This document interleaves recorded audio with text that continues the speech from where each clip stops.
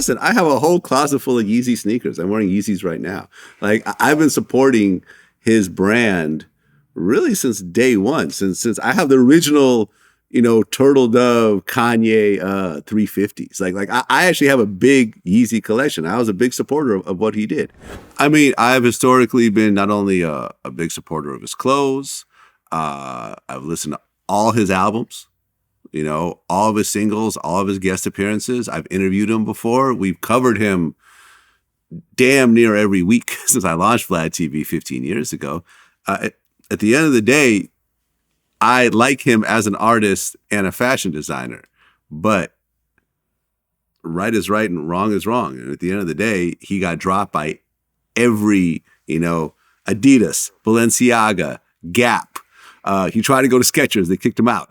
You know what I'm saying? Like, it's hard. Listen, I'm not validating again anything that he said, because what he said was wild. But I also know that people like to jump on the bandwagon, and the same way they jumping off the bandwagon. Again, if he gets hot again, artistically or in terms of popularity, they'll quietly jump back on. We'll see what happens. I'm interested to see what's going to happen. I'm interested to see whether he could get back to the heights of where he was. I mean, like, you can't really predict these things in 2022, 23. Like, Tekashi became the first rapper to tell on everyone and to come out and somewhat have a career. I'm not going to say he had the career that he had before, but he's still overseas. He shouldn't have had the career he had the first time. Well, but he did. Okay. He trolled his way into a career. Trash is currency now. Right. He trolled his way into a career and he had some big songs. And now people ain't fucking with him the same way. But he's still overseas making money and still is able to function as Tekashi. So it's interesting to see what'll happen with all the Nazi shit, all the anti-black shit, whether he could get back to where he was. Maybe he will. That's a big hurdle. That's a big hurdle. It's a big hurdle. But the difference is, in terms of substance, true talent, and ability, Kanye is head and shoulders above Tekashi. Oh, it's not even so he's got a good shot. It's not even the same conversation. No one's ever said that he wasn't talented. But the whole thing is that I think every corporation now is very clear that they know that if you do business with Kanye, it's probably going to blow up in your face. Not only is he going to try to get out of the deal publicly if he doesn't like something that happened, he's going to do fucked up shit like make a video of all the executives watching porn. You know what I'm saying? Or like, make a newspaper article that says that the CEO of Adidas is dead. Like, you know what I'm saying? Like, fucked up shit. He definitely has the ability to dig himself deeper. He's saying that the Jews froze my, kicked me off of JP Morgan, my bank accounts. But no, he talked shit about the CEO of JP Morgan. He pointed out the actual CEO and talked a bunch of shit about him. And JP Morgan said, we don't want to do business with you anymore. Oh, that's so unfair. Talk about the boss of a company. See if that company wants to fuck with you afterwards. That's their choice. You don't have to bank with anybody. My podcast partner, Andy Steinberg, who's also my feature comedian, he made that very point when we talked about a little bit of this with Kanye. It's like, I've never been a big conspiracy theorist guy. And I know that a lot of, especially and this is why I hate social media, but I love social media. On one end, I love it because you could get lost in a video matrix scrolling and, be entertained for a couple hours. Or see some beautiful titillation. But at the same time, everybody's got a fucking voice now. Yeah. And everybody doesn't need to be heard. Some people need to shut the fuck up. Yeah. And I get so tired of some of these black people who are so woke. Nigga, we woke. Man, it's deep. Look at what Kanye is deep.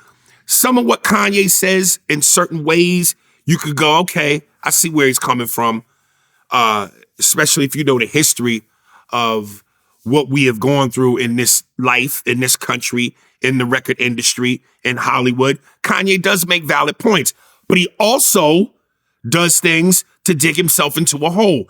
And like your point and my podcast partner's point, you can't shit on the head of a company and then go, man, they fired him because he was woke. No, they fired him because he shitted on the head of the company. Exactly. Blatantly. Right. Said foul, wild shit. So, some of us need to own up to the responsibility. Right. I won't do business with someone who publicly shit on me, who I've been paying money to. I've done that before. Like, you publicly talk shit about me while I'm paying you at the same time? Nah, that's not going to work. That's not going to work. And sometimes people, like, they get it twisted like they deserve the position that they're in. I deserve to be paid this much, and I can say whatever, and you still have to pay me. It's like, well, some people do deserve to be paid more. That don't mean that, if you shit on the person who pays you, right? You can't shit on. Chances are those payments are going to stop. Well, yeah. Right? Yeah. Right? You can't shit on the person that signs your check. Exactly. They don't have to keep writing you those checks. Right. You are not the only game in town, whether you're Kanye or Vlad or Aries Spears. We could all be replaced with someone who does something similar to what we do. Right? Right. It just is what it is, and I'll put myself in that same boat. I know if I shit on people, I probably won't be doing business over there anymore. And sometimes I have shit on people. I've accepted it ahead of time. I hope I don't fuck this Patrice O'Neal quote up.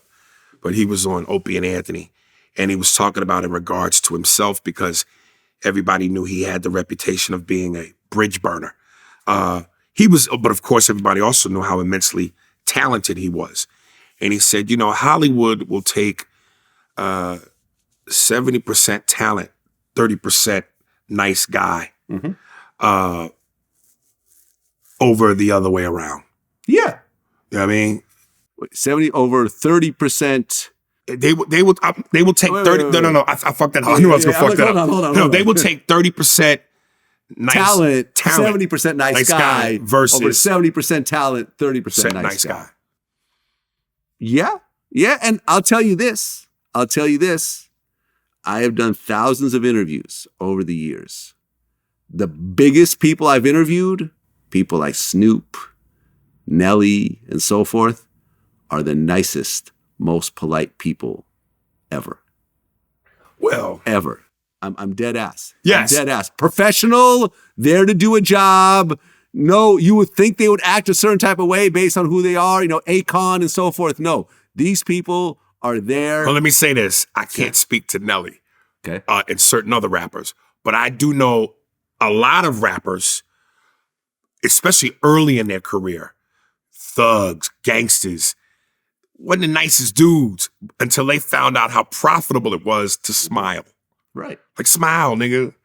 Murder was the case that they gave me, Snoop. Shit.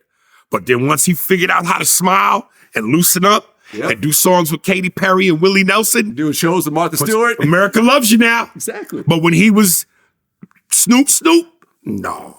Yeah, I mean, he was... When Ice Cube was Ice Cube, he once had a song called Burn Hollywood Burn. And also Cave Bitch. But Cave Bitch. But now, are we there yet? The guy that's making family movies. So, yeah, I hear you, but I'm just saying, a lot of them dudes didn't start out that way. Yeah.